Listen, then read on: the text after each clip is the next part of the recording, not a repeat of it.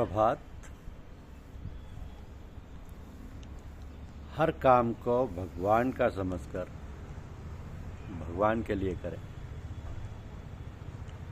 यह हमारी आज की आध्यात्मिक चर्चा का विषय है। हर काम को भगवान का समझकर भगवान के लिए करें। परिवर्तनशील या परिवर्तन ही विश्व का अटल नियम है। यह प्रत्येक की वस्तु, प्रत्येक प्राणी में प्रतिक्षण हो रहा है। तो परिवर्तन की गति इतनी धीमी, इतनी सूक्ष्म होती है कि हम उसको आँक नहीं पाते। जब परिवर्तन काफ़ी हो जाता है और हम उसे देखते हैं तब लगता है कि हाँ, ये ऐसा हो गया, इतना बड़ा हो गया इत्यादि।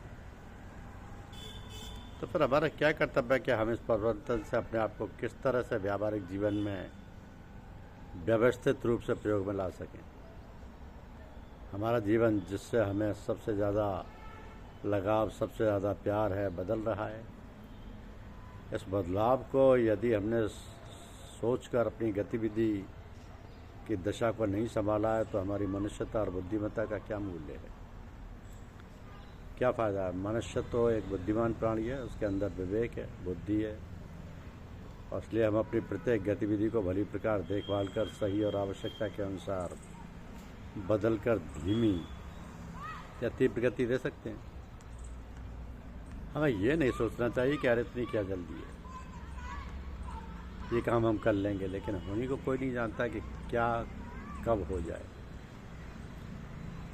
इस कारण ढील देना और लापरवाही करना उचित नहीं है।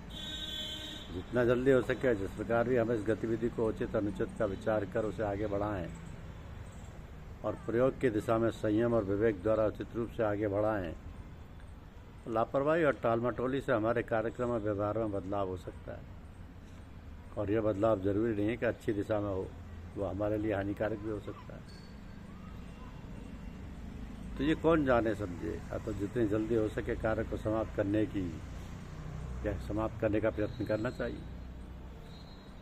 परम पिता परमात्मा ने हमें हमारी आवश्यकता की सभी चीज़ों को हमारे पैदा होने से पहले ही मुहैया कर दिया है।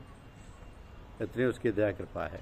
हो क्यों ना ऐसा, क्योंकि वो परम पिता है। पिता भी कभी नहीं चाहता कि उसकी संतान को कुछ दुख मिले, मगर कर्म की गति महान है और कर्म का फल तो अवश्य भोगना पड़ेगा।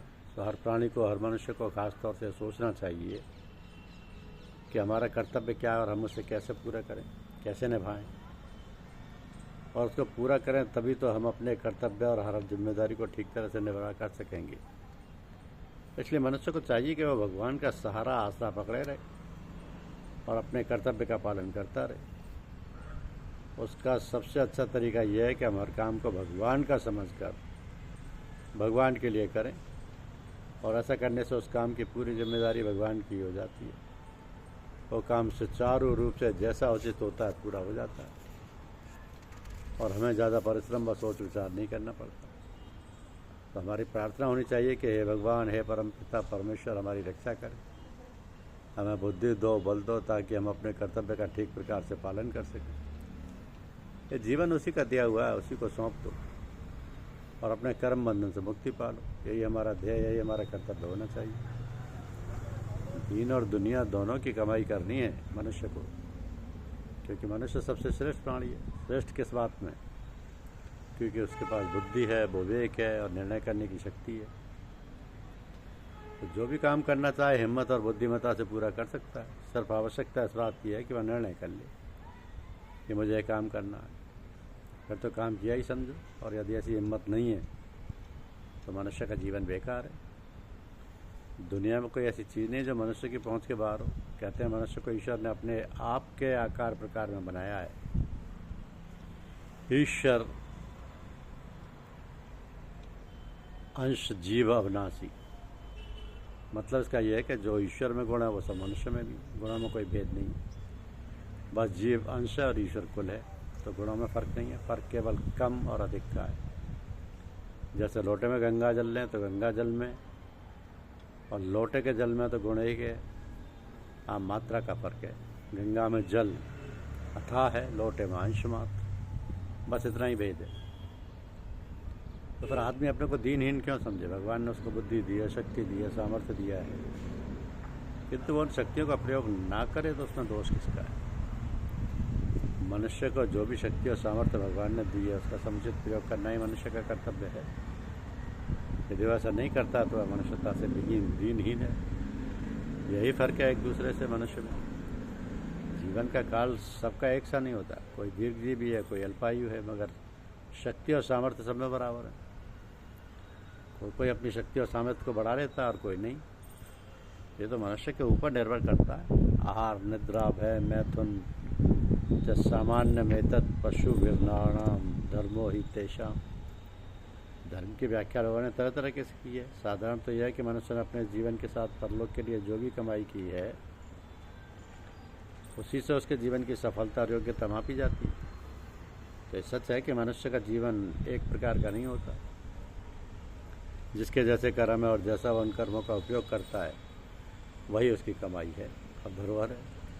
तो मनुष्य जीवन को इसलिए श्रेष्ठ माना गया है कि वह प्रारब्ध का भोग करता है और नए नए कर्म भी करता है।